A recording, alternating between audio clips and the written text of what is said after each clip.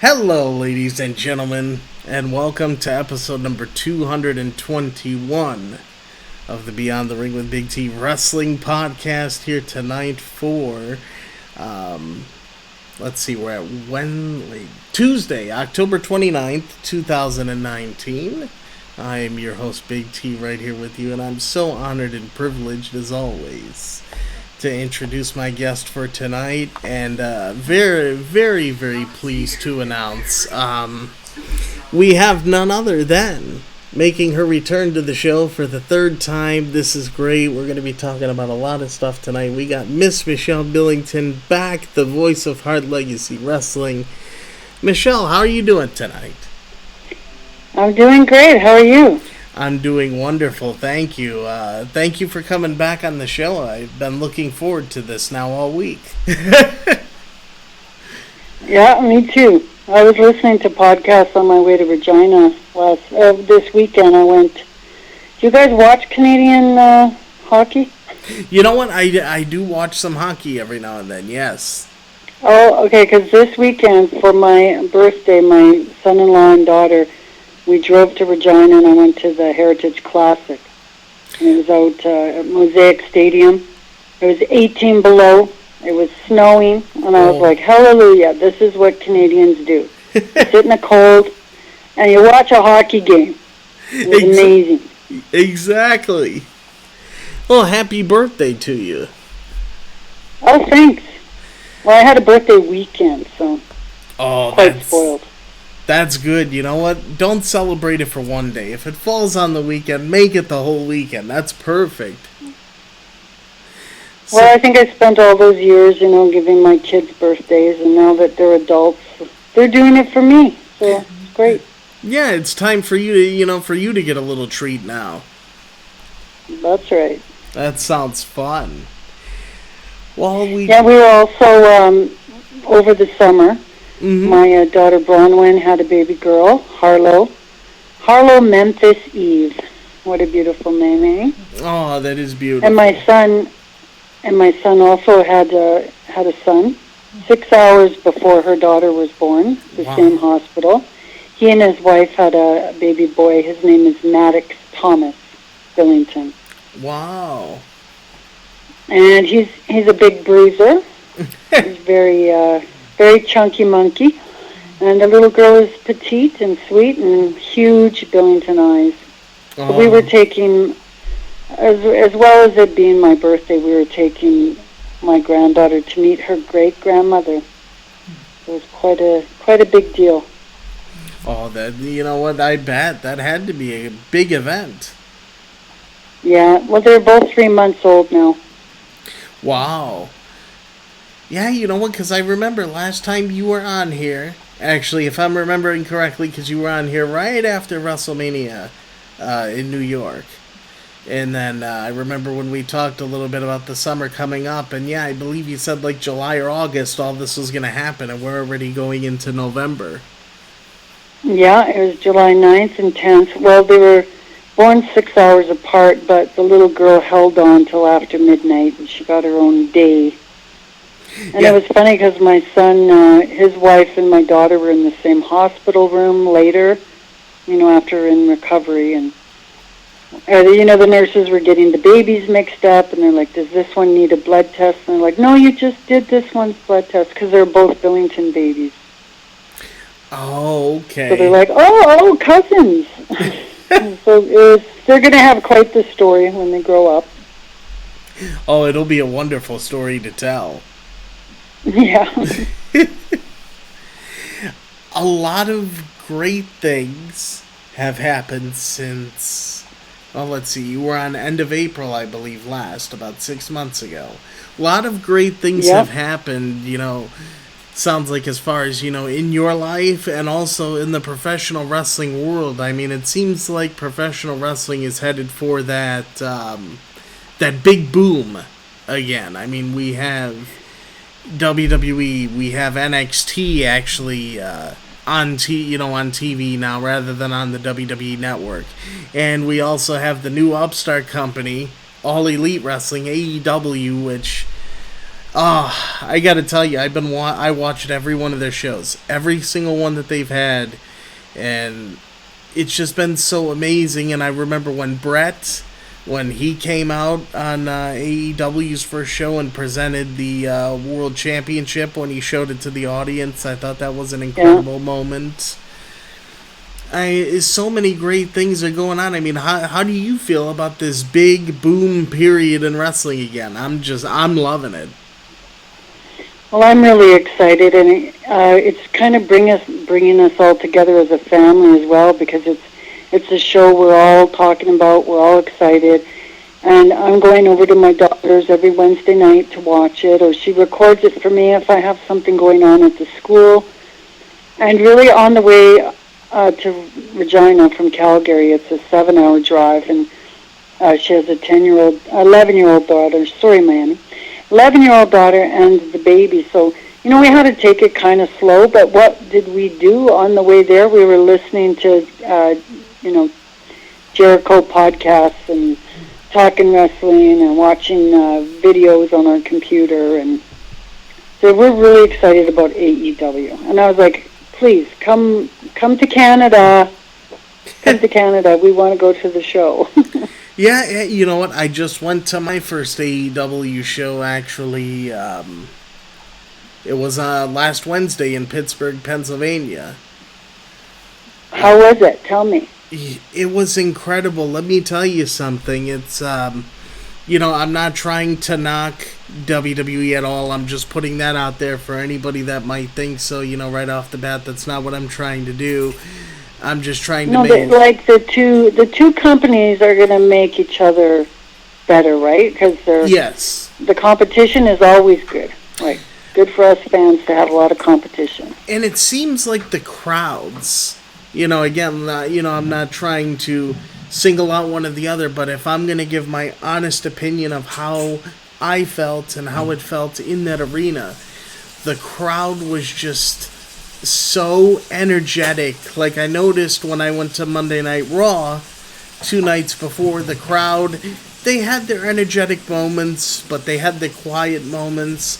I noticed that in the AEW crowd, they were just loud, on their feet, chanting all the time. The crowd energy is unlike anything I've ever felt in an arena. For anything that was not a WrestleMania show, for just a regular, arena show like this, the crowd is unbelievable, and the wrestling action that they put together is just top notch. It really is top notch what they do. I enjoyed myself so much, and and you can feel it even like through the television, that energy that the crowd is giving out, and that participation, like, it's really coming across even to the TV audience. And I suppose that's why I want to go so badly too. Oh, be a part of that crowd. Oh, you know what? You're gonna love it whenever they do a Canada tour, because I'm sure they're going to do one eventually. Whenever they do one, well, even if they just got by the border, by the Alberta border. Yeah, definitely try to hit up a show if they come close enough to you. I am telling you, being a huge wrestling fan like you are, and being around the business, you're absolutely gonna fall in love with it, and you're gonna get that feeling like you had 20 years ago in a WWE audience. It has that kind of a vibe to it. Yeah, and like you said, every match is solid, and so it's, we're all like into it. And Darby Allin, I gotta tell you right now, he's really piqued my interest. Like, yes, he's only 4 years into the business. This kid. Yeah, 4 years. They say. 4 years. Yeah, he seems like he's pretty polished for 4 years, and he's got a ways to go. So hopefully, the high risks that he's taking he tones that down a bit, because you don't want to shorten the career, Darby. Exactly. Yeah, but it is very exciting to watch him. Darby really impressed me too in the match with Chris Jericho for the world title a couple weeks back in Philadelphia, Pennsylvania. Oh yeah, with the duct taped, his hands were duct taped, and I couldn't believe it. when Jericho pulled out the duct tape and duct taped his hands, I figured this was it.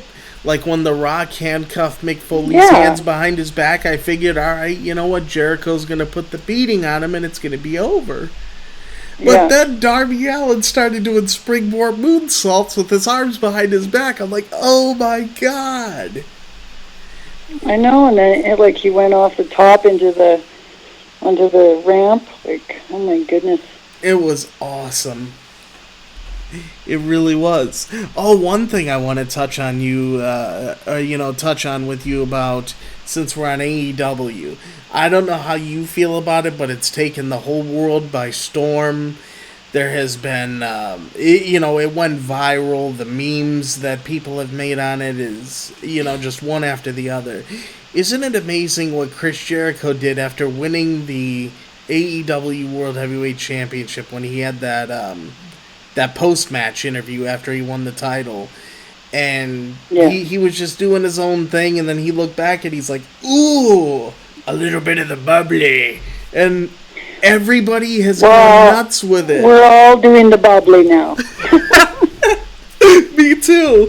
And there's a drink, the bubbly. There's a drink. Yes. A brand name with soda pop or whatever, and it's the bubbly. And oh my God, we can't walk by it without going, the bubbly, the champion. The champion. Even Iron Maiden. I don't know if you heard about this, but even Iron Maiden, when Chris Jericho was actually, after the whole bubbly thing happened, a couple weeks after, Jericho did a show with Iron Maiden. And when Chris Jericho went into the locker room, when he and his band Fozzy went in there, they had Iron Maiden beer, in a big bucket with ice and everything. And Iron Maiden had a note, and I think they said something like, Chris, it's an honor to be, to have you on the tour with us, you and your band Fozzy. And by the way, this is our little bit of the bubbly around here. I know, you can use it anywhere. Exactly. I got to get the t-shirt. I tried to get the t-shirt in Pittsburgh, but it was sold out. They only had a 5XL left, which is way too big for me considering I lost 60 pounds recently. But I got to get that bubbly t-shirt. Oh, good for you. That bubbly t-shirt. Are you doing any special diet for that 60 pounds? Actually, what I have to do is I've been eating healthier. That's about all I can do because that's just it. Like small amounts and healthy choices. I've been eating a lot of tuna salads, believe it or not. Tuna salads and grilled chicken and stuff like that. That's been working. Yeah. But, the thing is, I know I could get this weight off so much quicker if I could only work out. And the problem is, as we spoke of before, with my cerebral palsy and my, my physical condition with the disability, it's very hard to try to get moving and work out. So I have to try to lose this weight strictly off of eating healthy. Do you have a pool nearby? A swimming pool? I have a swimming pool nearby, yes. Yeah, 'cause that might help you. Yeah, if I could get in there. If you're physically, restrained, you can use the pool. I'm looking to lose about another 40 to 50 pounds. I want to lose 100 total. And once I get there... I guess I'm gaining weight. My mom said I was gaining weight. Oh, no. I walked in the door. And, for me, though, I've always been underweight. Like, people would accuse me of, being anorexic or, bulimic. And I was like, no, I eat like I have a tapeworm. I eat and I eat and I eat and I do gain a little 5 pounds here or there, but it never sticks around. Yeah. Just a high metabolism, right? The kind of person you just hate. But when I went home, my mom was like, hey, girl, you gained weight. And I was like, yeah, thanks, Mom. And she's like, no, it's not thanks, Mom, because it's going to stay on, you're getting older now.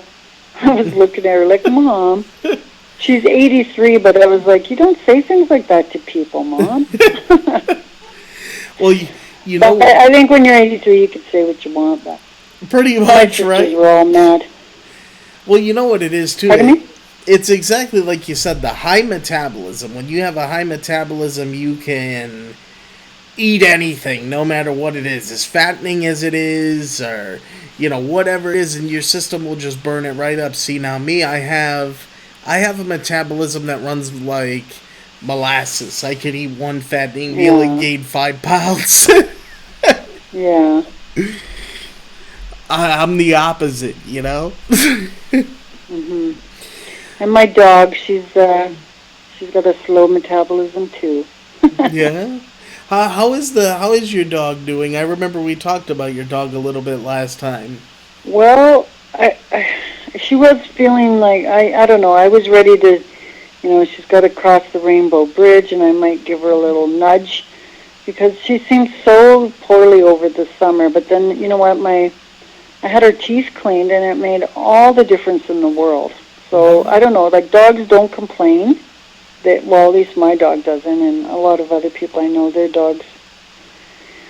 But I think it's instinctual that they don't let you know that they're hurting. Like, just maybe a survival technique. But Yeah.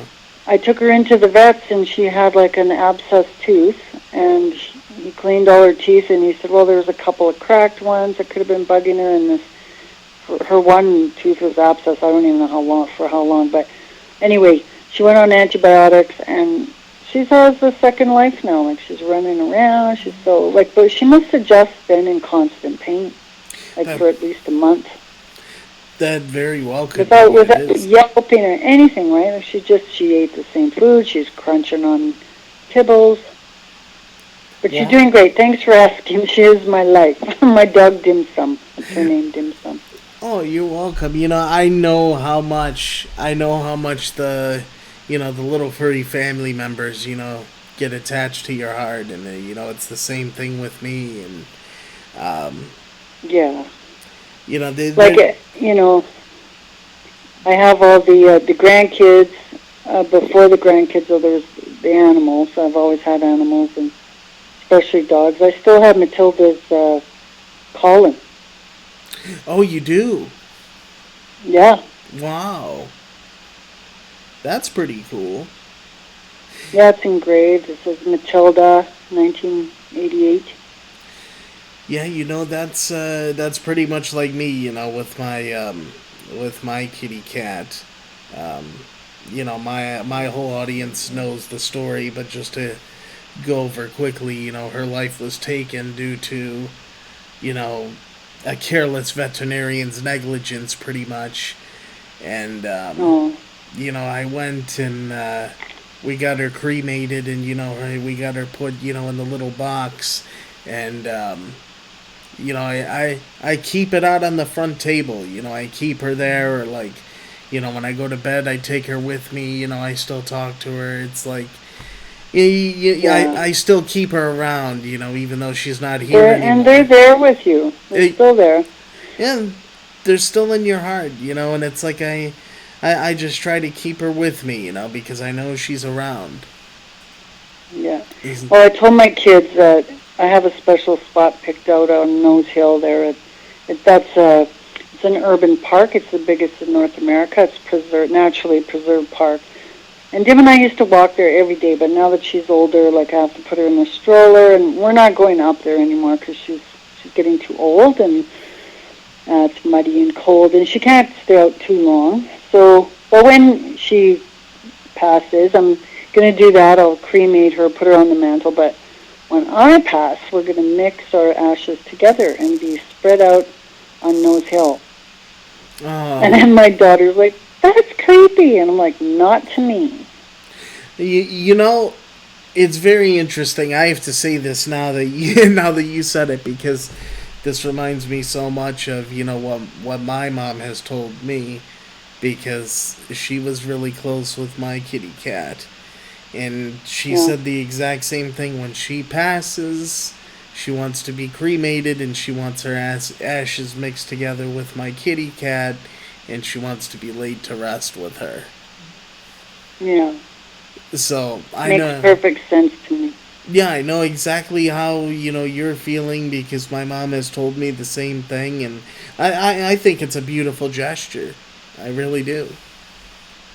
Yeah, well, we have to honor the ones that have left us.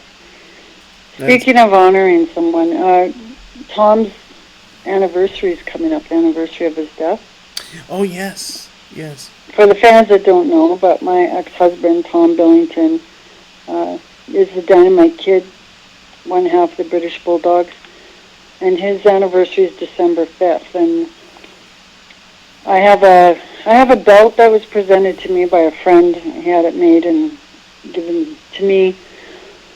And we want to have a tournament, a top dog tournament by invitation only, and invite all the top wrestlers in, well, it could be across North America, but for now we have about 10 from just around here in Western Canada. And we're not sure where it's going to be, but it will be December 6th in Calgary. And we're hoping that my nephews can come over. So Tom Billington had a brother, Mark Billington, and Mark had has two sons, and their names are Mark and Thomas Billington. And Mark and Thomas Billington asked their father to please let them go train, and he was like, yeah, I'll take you next week. And they kept up bugging him he said, for about 6 months, and he was hoping they'd forget about it. Because he had trained to be a wrestler with Tom. Yes. And he knows it's very hard work, and it's not for everybody. Like, there's a reason why you kind of get stretched, and, you kind of get beaten up in there. Well, the old school way was to rough you up a bit, just to see if you had what it takes to become a wrestler, and to stick it, like to stay with it and persevere. Yes. So, Mark's like, I don't think my boys want that really. They don't, they just see the glitz and the glam. They don't know about the hard work. But they were very persistent. And so finally he took them to see Marty Jones, who is a very well-accomplished, world-class wrestler as well, English wrestler. And he has a school, and he trained the boys. And 9 months later, shortly after Tom had passed, they were having their first match. And they're the dynamic duo. One's 16 and one just turned 18. They've already went to Vienna, and they're being asked to go around the world, like Japan. And Brett said he would bring them into North America. Just give him a call and he'll bring them in. But I want them to come in for us. And the Dynamite Doll, my daughter, wants to be their manager, and yeah, we're hoping that they can get here for the tournament, and if they can't, then we'll do, we have a show happening in January as well. So maybe they can come in then, and we can have some tag team tournament going on. Oh, that'll be wonderful. And the boy that is called Thomas Billington looks exactly like Tom. Wow. Wrestles like him. Well, both boys do all the same kinds of moves as Tom did. I think they're gonna have very bright futures in the professional wrestling business for sure. Well, if you saw them, like I think I told you to watch their tapes, that they were on YouTube. I remember. Did you check them out? I remember you sent me the one video with Teddy Hart and Jack Evans, and that was amazing. That was amazing. Oh yeah, did you see Jack Evans on AEW? Yep. He's such a character. I hope they use him more. When I saw him up there, believe it or not, the first thing I thought of was that match with he and Teddy. That was the first thing that went through my mind. Yeah, and Teddy was at one of those shows. Oh, I think he was at the show you went to, wasn't he? You know what? If Teddy was... Did he wrestle? No, I just saw him. He had a picture with Kenny Omega in the back. Oh, okay. He just posted a picture. Yeah, you know what? If he just posted it, then Teddy was probably at the show that I was at. I'm pretty sure he was, because he was backstage. Because I was going to say, I didn't recall him wrestling. Was that Philadelphia? It was Pittsburgh. Pittsburgh. Philadelphia. I know he does live around there now. I know Philadelphia was the week before. That was the week that Jericho faced Darby. Mm. That was that. This is just a recent picture, so. Yeah, he was. He could have been at this same show. He was probably in Pittsburgh. I hope they sign him. I really do. I would love to see him work. In there with all of the wonderful talent that they have. Because last time I remember seeing Teddy, I believe, was in TNA Impact Wrestling, I think. Yeah. And then, Teddy booked our shows up here, and he brought Jungle Boy in. And I had never seen the Jungle Boy. This is before his father died. Yeah. And I was very impressed with him as well. And so it's cool to see him on AEW. It is. And you know what? How they have him teaming with Luchasaurus, I think Jungle Boy and Luchasaurus make the perfect tag team. I really do. Yeah, they do. There's so many great things coming on. Actually, I'm looking at the live chat here. We got one of our biggest fans here. She has always left a comment in every interview that we've done so far. Lisa, she says, "Hi, Michelle. So nice to listening to you and T speak. Always a pleasure." And then she says, "2 bundles of joy. Congratulations." Well, thank you so much, Lisa. Yeah, and we had a Halloween party just recently, and Brett got to meet the 2 new babies, and I got a picture of him with all my grandkids, and it just warms my heart because it's like him holding my grandkids is as close as we can get to Tom holding the grandkids, That's right. So it was a beautiful moment. I'm so glad that everything, has been just, it sounds like it's been going so great since April. And it's really awesome to hear. Yeah. And as far as pro wrestling goes on the WWE front, Natty is still wrestling. She's still wrestling, and she's at it. Yeah, and I was really happy to see that they tagged her with Charlotte. And I was like, how amazing is that? Well, Natty and Charlotte, the reason why it's interesting with those two is because they wrestled, I'm trying to think exactly the name of the event. I think it was NXT TakeOver Arrival. And they had Charlotte and Natty for the NXT Women's Championship. And I remember that match, and Brett was at ringside in Natty's corner, and Rick was in Charlotte's corner. And now it's like they're coming full circle and doing a tag team between the two. I think they're actually going for the Women's Tag Team Championships. I think that's what's going to end up with them. I hope they get that. Natty, I would love to see her, wearing a title again. And actually, I think that would make Natty... I know she won the Divas title when it was the pink butterfly title. I know she won the SmackDown Women's title. So if she wins the Women's Tag Team Championships, Natty would become a Triple Crown winner. Yeah. She deserves that. When she was in town here, the WWE was through about a month ago, and my granddaughter went, and I stayed back and babysat. But she brought my granddaughter and my niece Kyra into the ring, and TJ's niece and nephew as well, and Calgary cheered for them, and it was such a highlight for my granddaughter. She came home just so excited, and then we went to my school. We had a thing outside. It was like a fall fair, and some of my students' parents, they know that I'm connected to wrestling. They're like, "We saw your granddaughter in the ring," because they know Miami through me as well. But so Miami felt like she was like a superstar, She was like, "Oh, they recognize me, Grandma," and I was like, "Yeah, you're wrestling royalty, Miami." But Natty gave her that big moment, and I know she knows how it felt like to be a little girl in the ring, because Brett had always brought the kids in the ring too, right? So it's nice to see her carrying on that family tradition. Oh, it's wonderful. She's such a hard worker.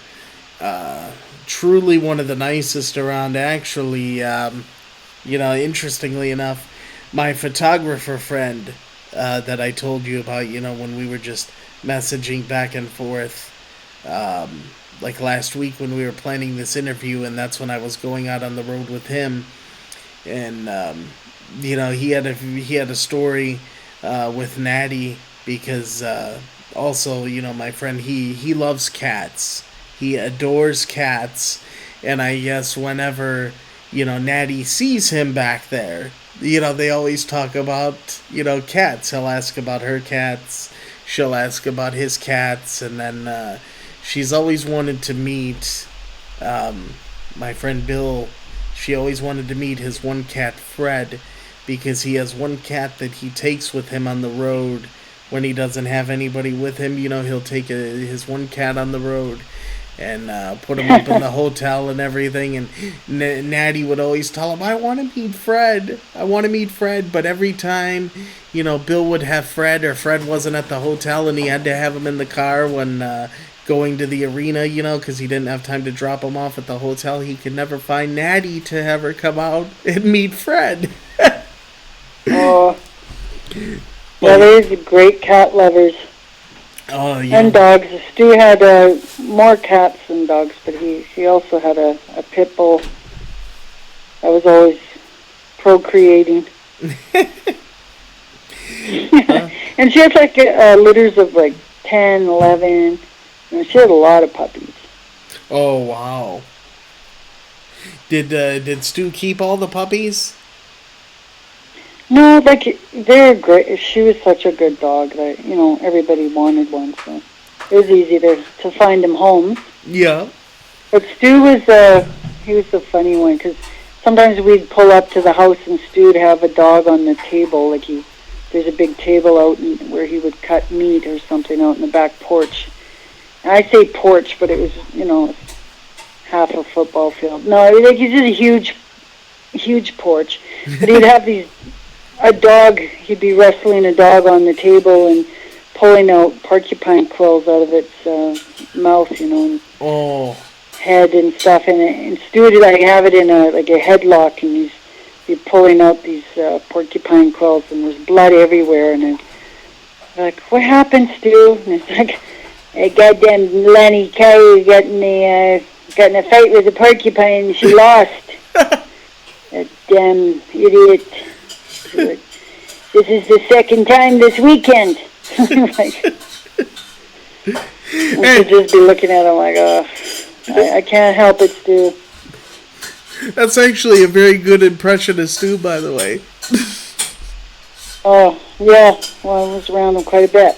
Yeah. Oh, yeah, and then we had a big Thanksgiving dinner, and the kids were just running around and around the restaurant because my niece Beans opened a new restaurant, Heart Healthy Foods, and she let us have our Thanksgiving guests. We're just getting more and more with all these babies being born, so we went to the restaurant, and the kids were running around, screaming, and having a great time, and I was filming that, and I was like, oh my God, like this is just like a flashback to Stu's house, and all the grandkids running around screaming, and Stu would every once in a while like, get the goddamn rough stuff up. Who's waiting over there? Get the rough stuff. And the kids would just be totally silent for about like 3 minutes, and then they get back into it, and they just slowly start getting up again, and it was so funny.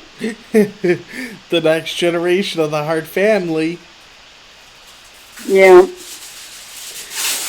I tell you, it's amazing how, time goes and how life changes. I've noticed, I remember when I was a kid and, I noticed the time would go real slow. It seemed like you had to wait forever for your birthday or wait forever for Christmas. And, now as you get older, it's like everything just goes by so fast. And next thing you know, you're seeing... It's here again. Yeah, and you're seeing the next generation come along, and everything's just changing, and it's something. It really is. But there's a lot of... Well, yeah, we're gearing up for Halloween here. Yeah, yeah. You got any interesting plans for Halloween? Well, we're all going over to my niece Jade's and taking the kids around her neighborhood. Oh, The neighborhood with the most treats wins out. So she's got a young neighborhood. My neighborhood here used to be young, and when the kids grow up, and that's just us old folks. I guess everyone's like me. We're going to the younger people's houses mm-hmm. to either watch the candy bowl and hand out the candies, or go with the young ones around. So my plan is to take my 2.5-year-old granddaughter Taya. She's been practicing this trick or treat for about a month now, since she got her pumpkin. Oh, She's like, nice. trick or treat today, Grandma? I was like, no, not yet. And she's counting down. So it's a pretty big one for Taya. So yeah, that's why I couldn't do your show on a Thursday. I'm like, oh, that's Halloween. I gotta go with the grandkids. Yeah, I was thinking about that at first when you said to move it to next Thursday. I'm like, I was thinking, well, I was thinking she's got to have Halloween plans. That's why I sent you, well, if you want to do one, it would have to be a Halloween special because it's on Halloween. Yeah, I'd be like, well, that could have been cute, but I don't know, a bit noisy. Oh, but you know what? All the kids and You're gonna take your granddaughter trick or treating, and that's gonna be a very special moment. Her first time going out, and you're there with her. That's gonna be really yeah, nice. like she went out as a baby, but this is her first. Like she totally gets it. Like she's totally brainwashed by all the wonderful Halloween stuff going on. So. Yeah, and she's ready to walk up to the door with her pumpkin and say trick or treat. And trick or treat, and it actually works. And they open the door and they give you candy for nothing. Awesome. I remember, my last Halloween. I just went on and trick or treated. Till I was like 16, and then I stopped. I went till I was a little bit older. But the funny thing is, the last time I trick or treated when I was 16, I dressed up. I bought a Stone Cold Steve Austin mask, and I bought the Stone Cold Steve Austin What t-shirt, and I went trick or treating as Stone Cold Steve Austin. Yeah. Well, isn't that interesting when you said that what? Like the crowd still chants what? Yeah, 18 years. Yeah, they're still doing. Seth Rollins just shut it down though. You know what? That one's really catching on. A lot of people, yeah, they're doing the burn it down. People are still chanting what. I'm sure Chris Jericho with the whole bubbly thing, that's going to go on for a long time, if not stand the test of time forever. I mean, that's another thing I wanted to touch on with you real quick. Actually, we can wrap it up with this because I'm looking at the time here. We could wrap it up with this. I think one thing that I hope the WWE takes from AEW. I don't know if you've heard about this, but I have, and I even heard, I think I heard Tony Khan say it. AEW, they do not have one single creative writer. They just go out there, no script. They say what's on their mind. Like I remember when Jericho was talking about on his podcast, they just told him, go back there and do an interview. He went back there and did an interview. He happened to look back and see the champagne, and that's how the whole Bubbly thing came about. I really think the WWE would be a lot better if they took from AEW in that aspect, because I feel without the scripting of the promos, I think it makes for a much better promo and a lot better moments. I don't know how you feel about it, but I just love... I feel that's what's making things organic, is that not everything is scripted and micromanaged. They're just going out there and having fun. Yeah, and that stuff that is improvised is some of the most creative stuff that comes out. In saying that, though, I understand, too, Vince, and how, there's a lot of money invested in this thing. There's, he is super controlling, so I understand he wants to control every single aspect of his product. Yeah. And he's been getting away with it for years, so it's probably difficult for him to change, but I can't see him totally getting rid of his writers, but allowing the wrestlers to have some creative input. And you see, Brett he had that in his contract, that he had creative control of his character. Mm-hmm. And I don't know, like when it was Tom and Brett, they didn't have like a whole script. They would be told, what should happen. Okay, like you're gonna insult so and then so will fly through this, and then you'll say that. But it was up to you how you said that. It was like, so you had some input, like Piper's Pit and things like that. It was like, oh, we're going to talk about this, and you talk about it. But it wasn't scripted like how the boys were saying. Did you hear that interview with John Moxley? Yes, I did. On Chris Jericho's podcast? Yes. Yeah, so it was sad, wasn't it? Like, that you could do that to a grown man, like have him, like, where he doesn't even want to go to work anymore. He's got a tummy ache.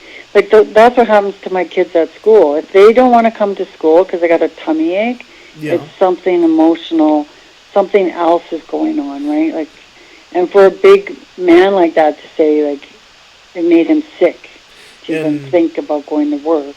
And how John Moxley, he was just counting down the days every day. Remember when he said he would just... Counting down the days, and he's like 17 more Raws, or whatever he said. I was like, that's terrible. Nobody should have to live like that. No, especially at your job. I mean, when you're working, you gotta love what you do. And, now that I see him in AEW, it seems like he is just completely rejuvenated. He's got a new lease on his career, and it's awesome to see. Yeah, and he's in his prime. Exactly. Oh, by the way, there was one, you don't have to speak on it if you don't want to, but I know this was a real hot button topic in WWE. It was a very controversial moment. And I was even a little uncomfortable on it when it happened. I don't know why this was... I mean, some people, a lot of people were saying in the dirt sheets that it was scripted and approved, but I was just thinking, wow, to have this in the script, that's pretty tough. Remember when Sasha Banks attacked Natty and what she said afterwards on that Raw? In the back, what she said about Jim the Anvil, and I was like, oh my God. Yeah, but Natty was okay with all that. Wow. Yeah, like, and she, she's always been a company person as far as, like, whatever you want me to do, whatever you want to say, like, end of the day, it's a job, it pays her bills, she's got a really good life because of it. So, and even I was like, okay, like, isn't there a point where you're like, I'm not going to go there, like, don't cross that line, but she allowed it, and she said it was fine, and, so I guess it's fine. Yeah, I mean, that was, what? She's a much bigger person than I would be, I tell you. I was going to say that takes a really big person to do that, and it really shows you how she wanted to help Sasha Banks get over as a heel, but just when I heard it, it's like... Well, you know what's important? Wrestling gets real when you have an emotional attachment, something that the fans can relate to, right? Yeah. So once you have, like, someone knocking your dead father, like, we're all going to get emotionally invested in something like that. That's true. So she sees it as the power of the emotion, and she knows it's the work, it's. Yeah, like at the and her father was a wrestler, so her whole grandfather, like all her uncles, her aunts. Exactly. You know what? Who knows? Jim might have been up there. He might have been speaking to her, saying, "Natty, just do it. It's okay." Yeah. Oh, I'm he would. Yeah. He'd be laughing. Like. I'm really excited, Michelle, to see what is, going to happen in the future with everything going on. Really excited. One other big moment for Natty this year, the feud with Becky Lynch at SummerSlam in Toronto, Canada. I thought that was another incredible thing. That was another incredible thing. I mean, I wanted Natty to win, but man, she took Becky to her limit. I love that match. She won here in Calgary. Oh, she She did? went over in Calgary. Yeah, but it wasn't on TV. Oh, it was one of the house shows, right? When they do like the European tours up in That's live right. shows. That's right. That's great. I'm glad that Natty got the win in Calgary. That's good to hear. She did in front of all of us. So my granddaughter, right? My granddaughter got to go in the ring with her after that big moment. Oh, that's incredible. Well, Michelle, it's been so great having you back on here. We always have great conversations and we just get into it and talk wrestling. We love talking about it.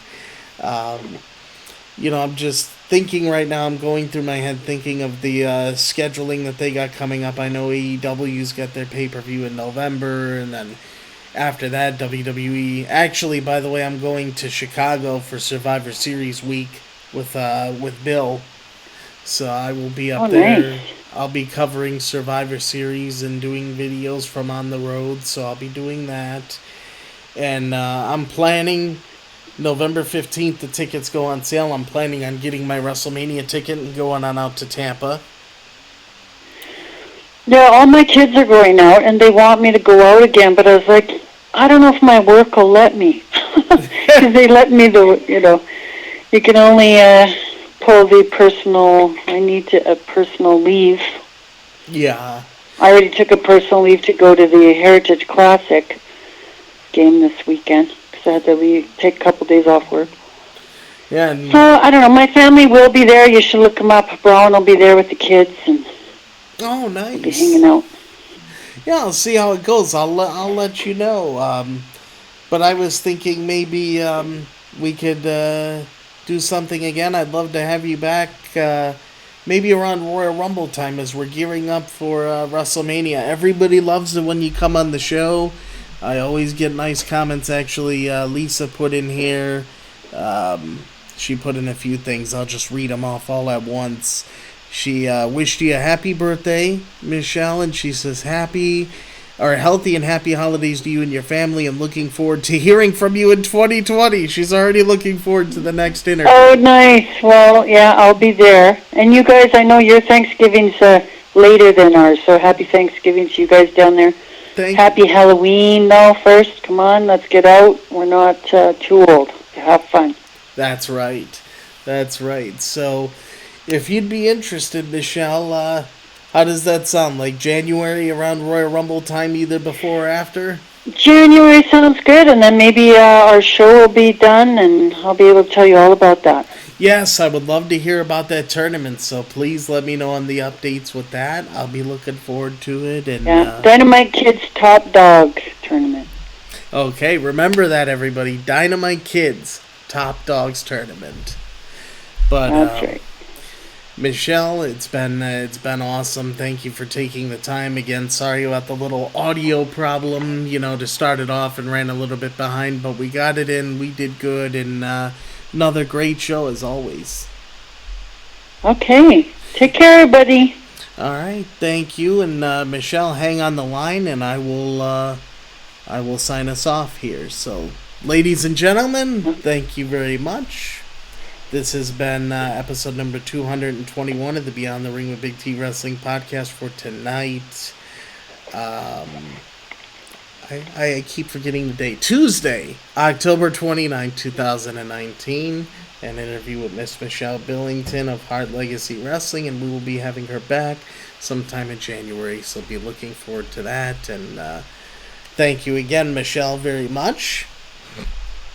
And everybody, for Michelle Billington, I am Big T. And always, guys, remember, I will see you next time. And yes, there will be a next time. And don't forget us, and we won't forget you. And if you want the best for all of your professional wrestling needs, always remember to think beyond the ring with Big T.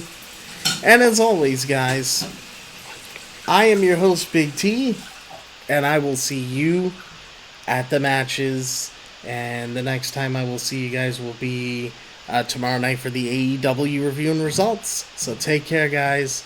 I love you all, and I'll talk to you soon. Good night, everybody.